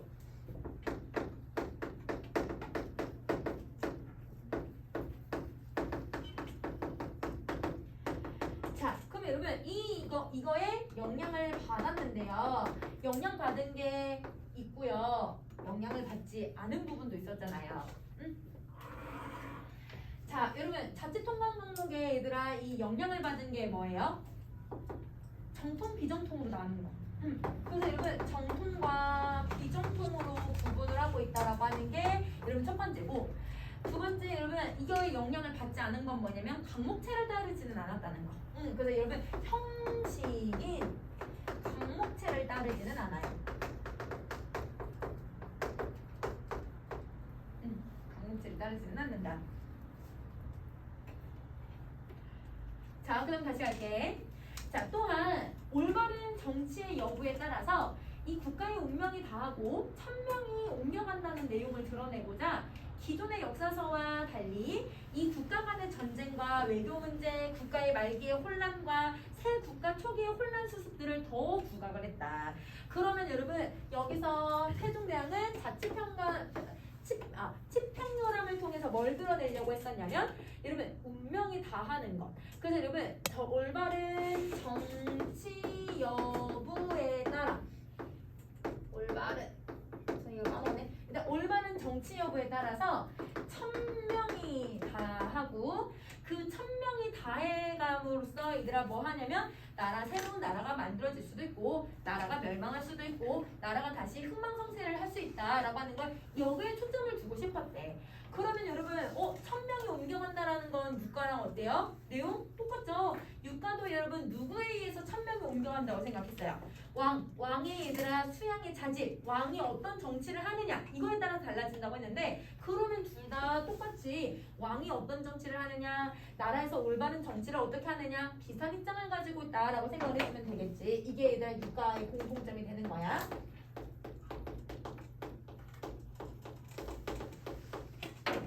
자, 그 다음에 여러분 이제 마지막 문단 가볼게요. 네 번째 문단이에요.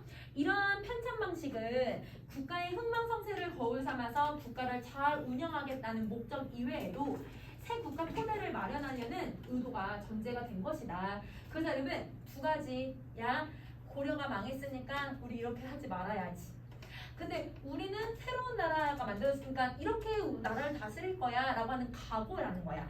그러면 여러분 이 편찬에 얘들아 치평요람에 편찬에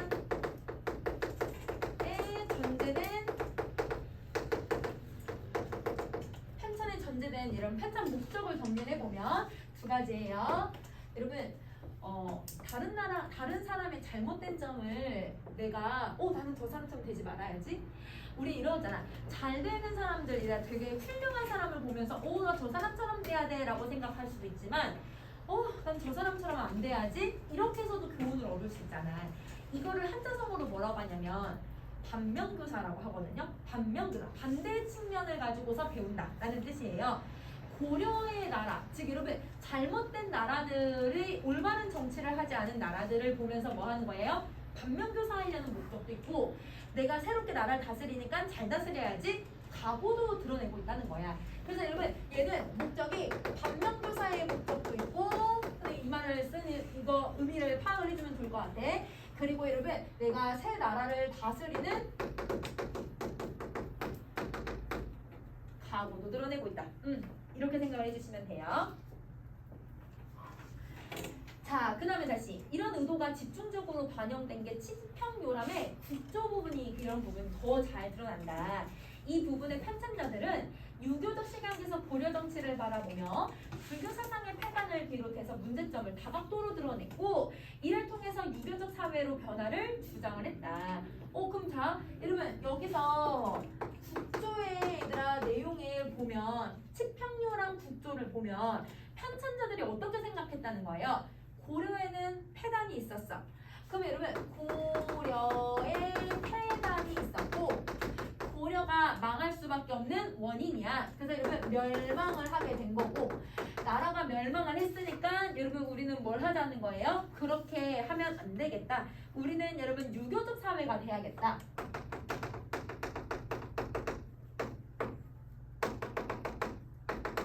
이거를 주장을 하는 거잖아요. 근데 여러분 아까 유가도 어떻게 했어요? 유가도 여러분 진나라가 가지고 있었던 폐단과 문제점들 이걸 먼저 제시를 했고, 그래서 진나라가 멸망을 했으니까 우리도 유교 사회가 돼야 된다.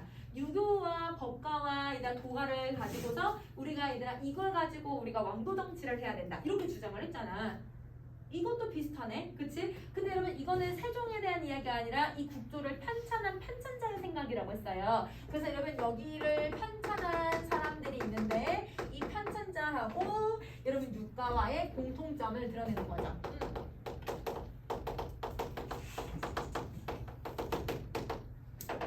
이 부분이 유가와의 공통점이 되는 거야.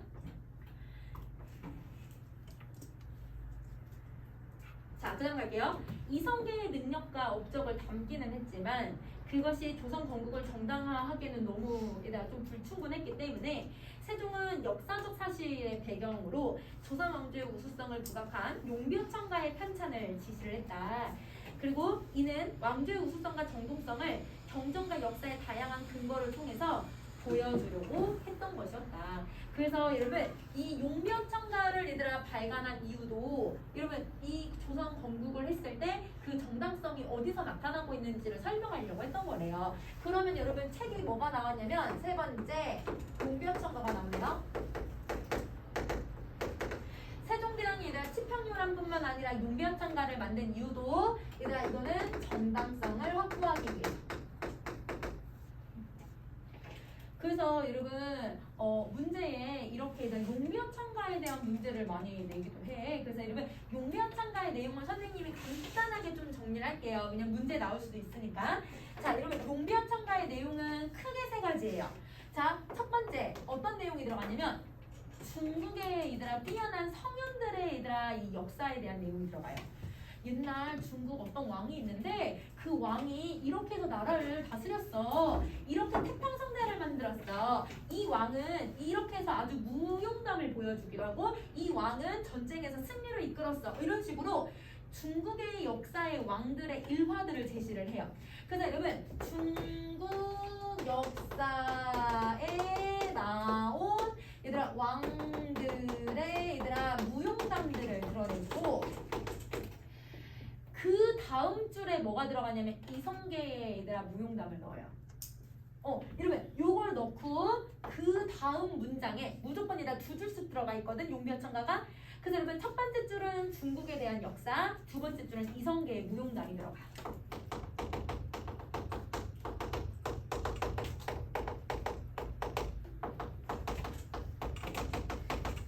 그래서 여러분 이거를 딱 비교를 하면 어떻게 되냐면요. 중국 역사에 이렇게 뛰어난 사람들이 이렇게 나라를 만든 것처럼 이성계도 그 선조들도 똑같은 이런 계시를 받고 나라를 만든 거다. 이런 식으로 보여줘. 그래서 어떤 예시가 있냐면 중국 나 무슨 왕인지 생각이 안 나. 어떤 왕이 얘들아 전쟁이 나니까 전쟁에 지금 백성들 너무 위기에 빠졌고 괜히 큰일이 났으니까 막 얘들아 그 전쟁이 났을 때 얘들아 말을 타고 얘들아 강을 한 번에 뛰어 넘어가가지고 그래서 여러분 그 적군의 머리를 쳐가지고 죽였대요. 그 다음 문장이 어떻게 돼 있냐면 이성계가 여러분 이 절벽을 말을 타고 뛰어내려가지고 거짓말이겠지? 이런 그런 무용담을 막 거짓으로 꾸며내서 그렇게 내려가가지고 이 전쟁을 승리로 이끌었다. 또 어떤 거는 어떤 왕이 쫓기고 있었는데 그 쫓기고 있을 때 얘들아 누가 새가 와가지고 도와줬었다. 이성계도 외구와 싸울 때 도망을 치는 과정에서 새가 와서 도와줬다. 이렇게 얘기를 해. 계속 얘들아 중국의 역사하고 우리 역사하고 비교하지. 약간 허구의 내용이 들어가 있기는 하더라도 얘들아 이건 정당성을 부여하는 거야. 중국 왕이 나라를 이렇게 세웠으니까 우리나라 왕도 이렇게 나라를 세운 거야. 이렇게 보여주긴 하고요. 두 번째 내용은 어떤 내용이 들어가냐면 나라를 왜 세웠는지 우리가 나라를 세웠으니까 나라가 어떻게 다스려질 거야 라고 지금 나라의 기틀을 잘 잡아놨으니까 나라가 이렇게 만들어질 거야. 그래서 여러분 나라가 건국이 되었으니 기틀을 잘 잡자.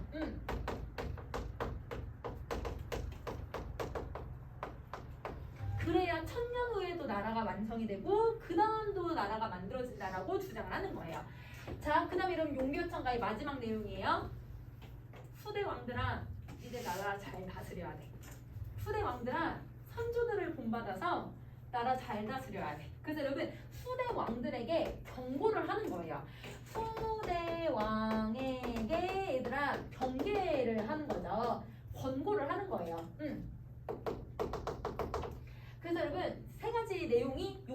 국가에 들어가고 용비어천가의 이 내용들은 총 125장으로 되어 있어요. 엄청 길어요. 근데 이제 시험에 나오는 건 대부분 이제 1장, 2장, 125장일 거야. 근데 1장, 2장, 125장이 대부분 2번, 3번의 내용이거든요. 그래서 만약에 너 용비어천가 처음 보는 지문이 나온다고 하더라도 이렇게 같이 정리해주면 될 것 같아. 자, 그러면 여러분 여기까지 정리 다 하셨으면 그러면 여러분 우리 7쪽에 어휘들 정리 한번 해봅시다.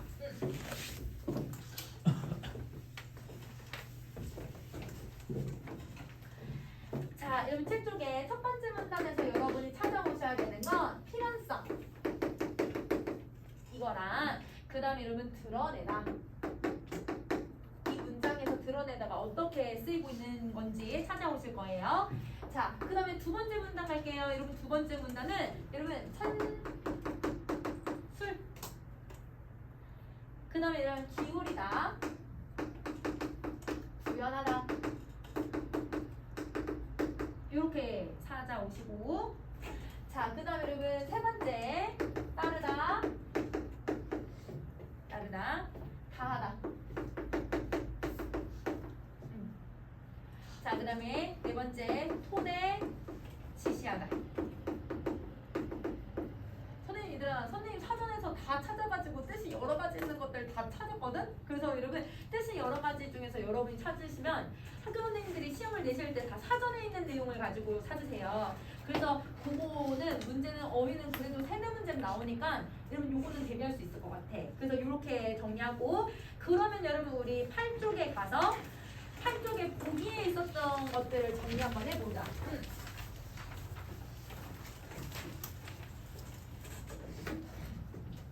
자, 8쪽 갈게요.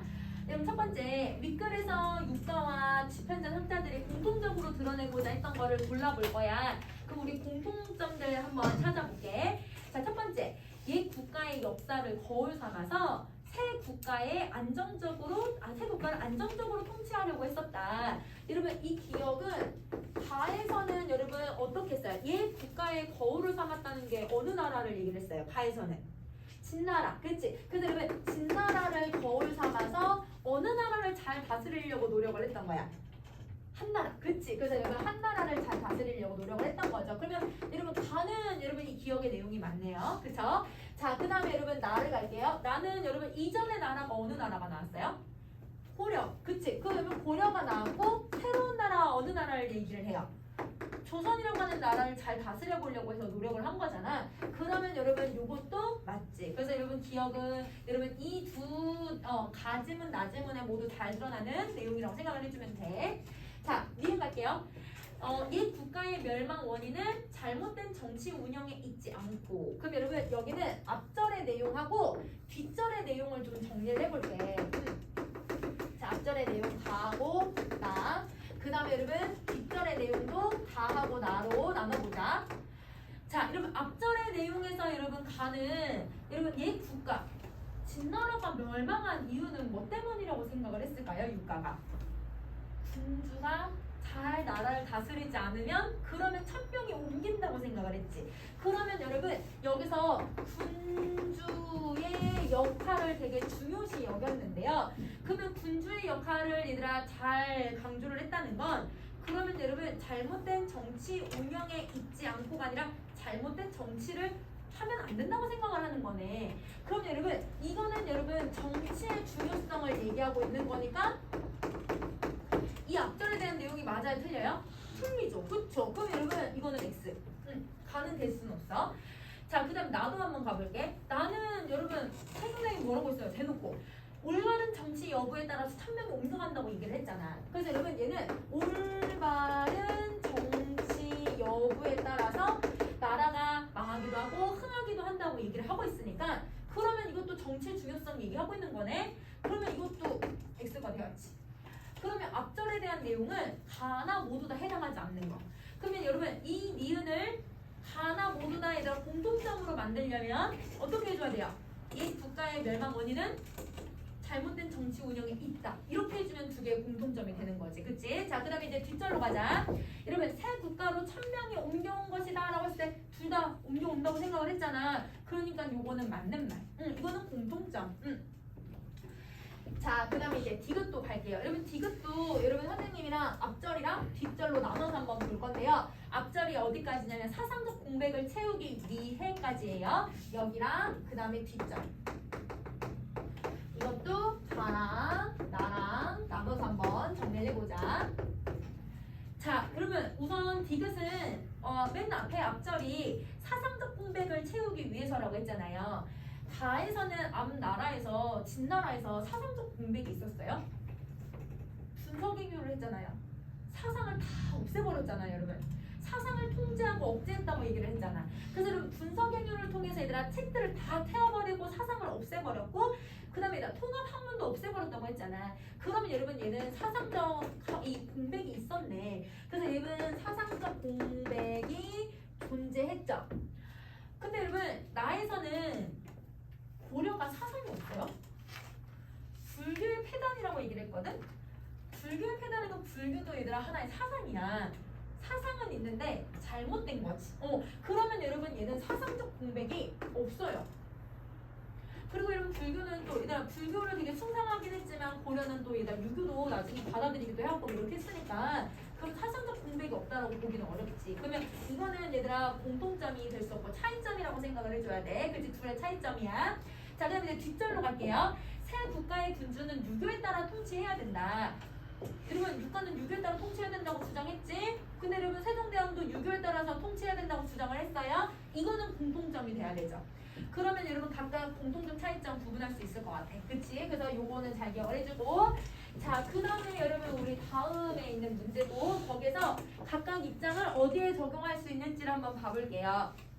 자, 여러분 첫 번째 기억을 동양 역사학자의 견해를 한번 볼게요. 기억 보세요. 대부분 옛일의 성패, 성공과 실패를 논하기 좋아하고 그 일의 진위는 살피지가 않는데 그러면 여러분 우리가 왜 나라가 망했고 망하고 얘들아 이 나라가 건국했다라고 하는 거에만 초점을 사람들은 두고 왜 망했는지 왜 성공했는지 이 이유를 드러내지 않는데요. 그런데 이 진위를 분명히 하고 나야 성패가 어긋나지 않을 수가 있는 것이다. 이는 역사서술의 근원인 자료를 바로잡고 깨끗이 한다는 뜻이기도 하다. 그럼 여러분 이 기억은 어떤 입장을 가지고 있냐면 역사의 자료는 어떤 여러분 조건을 가지고 있어야 돼? 이 역사의 조건은 무조건 바로 얘들아 자료는 바로잡고 깨끗이 해야 된다라고 하는 내용이 들어가 있어야 된다는 거지. 그래서 얘들아 얘는 깨끗한 내용이 있어야 역사서의 자료가 될 수 있다는 거야. 이 역사서의 자료가 깨끗해야 진위가 어떻게 돼요? 파악이 되죠. 왜 이런 일이 벌어졌는지 진위가 파악이 되는 거고 진위가 파악이 돼야 이 나라가 성공했는지 실패했는지도 파악이 되는 거야. 성패가 좌우가 되는 거네. 그러면 여러분 아까 여러분 그 고려사를 편찬할 때는요 어떻게 했대요? 태조가 고려에 관련된 자료들을 다 수집을 했다고 했거든요. 근데 그 수집을 할 때 이 기억의 입장은 어떻게 해야 된다고 생각을 했을까? 깨끗한 점만 갖고 와야 돼. 이렇게 주장을 했을 거야. 그러면 여러분 기억의 입장에서 여러분 태조가 여러분 고려사를 편찬했을 때 여러분 기억의 입장이에요. 기억의 입장에서 여러분 이 고려사를 편찬했을 때는 무조건 여러분 근원 깨끗한 자료를 가지고서 그래서 여러분 얘는 이 깨끗한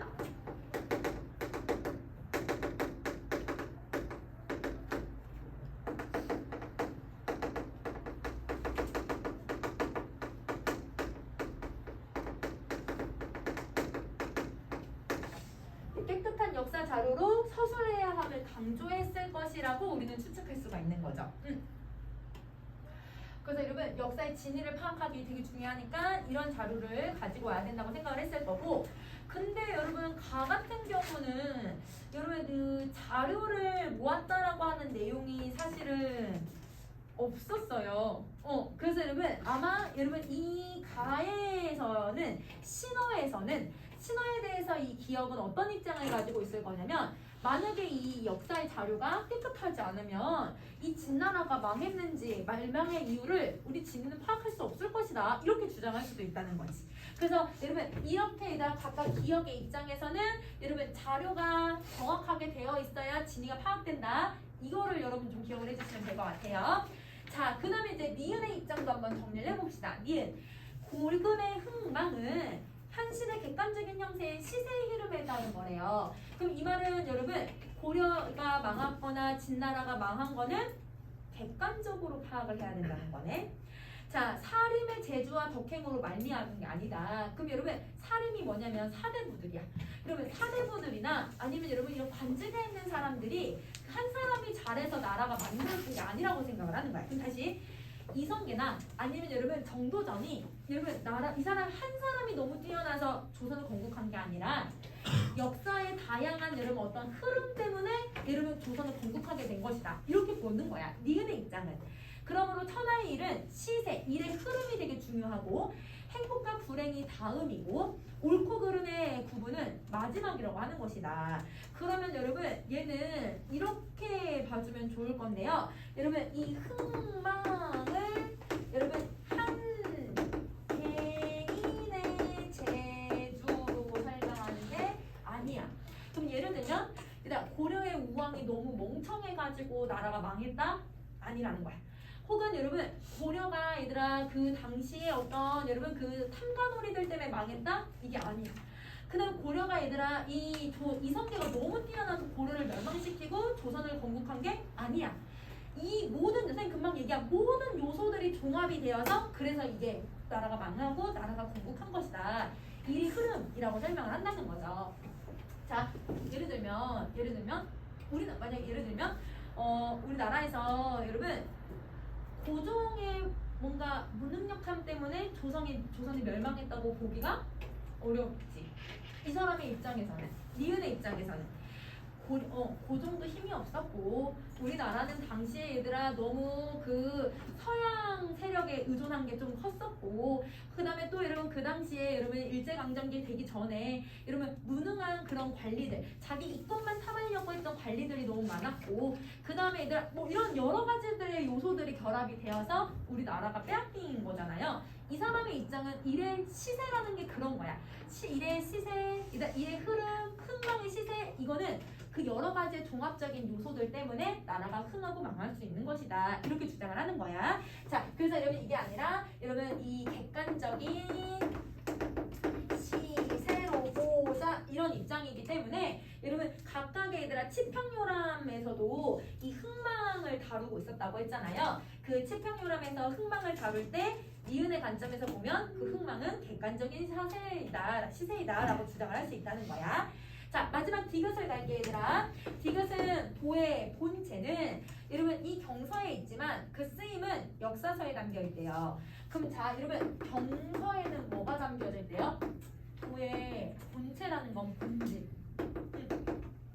이게 있고 그 다음에 여러분 역사서는 여러분 그 쓰임이 담겨져 있다고 했잖아. 그러니까 도에 쓰임이 담겨져 있는 거야. 그러면 여러분 우리 아까 세종대왕이 뭐라고 하셨어요? 경서가 학문의 근본이라고 얘기를 했거든? 학문의 근본이라는 건 여러분 도나 학문과 사상의 기반이 되는 거라고 얘기를 하는 거잖아.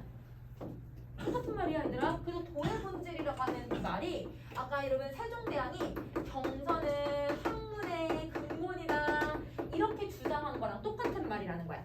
자, 그 다음에 역사서는 도가 쓰이는 거라고 얘기를 했는데 아까 세종대왕은 역사서가 뭐라고 했냐면 역사서는 현실에서 학문이 구현되는 거라고 얘기를 하셨어. 그래서 여러분 요거는 뭐랑 똑같냐면 그러면 역사서랑 똑같은 말인 거네. 세종대왕이 주장한 거랑. 그래서 여러분 현실에서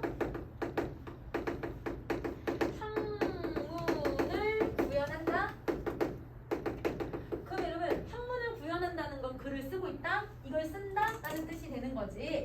그래서 여러분 똑같은 말이에요. 그러면 세종대왕과 입장이 똑같아요. 자, 그래서 역사란 선을 높이고 악을 낮추면서 선을 권면하고 악을 징계하는 것이다. 그래서 여러분 역사를 중요시 여기는 건 선을 중시 여기고 악을 얘들아 경계하는 거라고 얘기를 하고 있어. 근데 여러분 그러면 이 세종대왕은 여러분 역사의 중요성을 강조하셨기 때문에 그러면 여러분 선을 어떻게 하려고 했던 거예요? 높이려고 하는 노력이라고 볼 수 있고 악은 경계하는 노력이라고 디귿은 세종대왕의 행위를 그렇게 평가할 수 있다는 거지. 근데 여러분 누구도 역사서를 중요시 여겼어요? 유가도 아까 역사서를 중요시 여겼잖아요. 그러면 여러분 디귿이 유가를 어떻게 평가하는 거예요?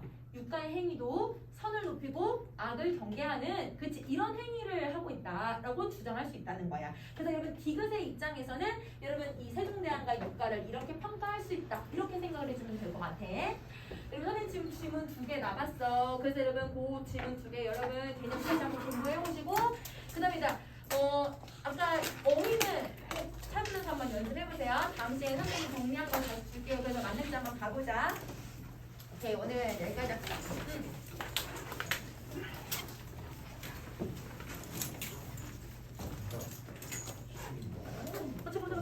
그거 줄게.